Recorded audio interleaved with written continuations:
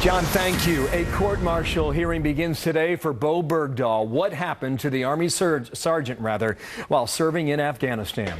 Retired Army Lieutenant Colonel Tony Shaffer, Senior Fellow, London Center for Policy Research. On any other day, Colonel, this would be headline news, but given the events of last night, this is now when we get to it. The bottom line point, two of them. First one is what? Go. First line, look, the Army, the military is trying to counter this hugely large effort by the White House to inappropriately influence the chain of command.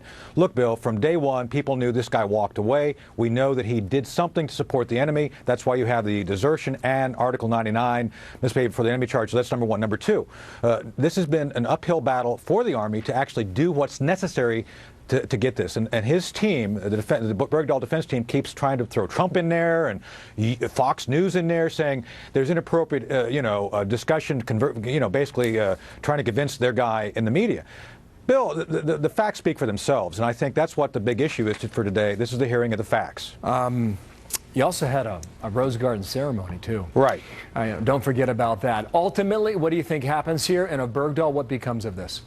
Well, this is essentially the grand jury justification, going through the facts, making sure that the actual charge meets the evidence, and then goes forward to the court-martial. I do believe, based on everything I've heard, Bill, that the two charges will be sustained, and this is going to move towards court-martial. Do you believe it's a hard case to prove or not?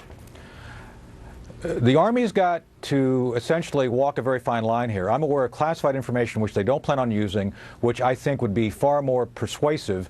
They have to do things to protect sources and methods at the same time, present a factual case that proves beyond a shadow of a doubt that Bergdahl did indeed plan to walk away, and did collaborate with the enemy in some degree. So I think the Army can do that. Tony Shaffer, thank you. Colonel, it's good to have you on.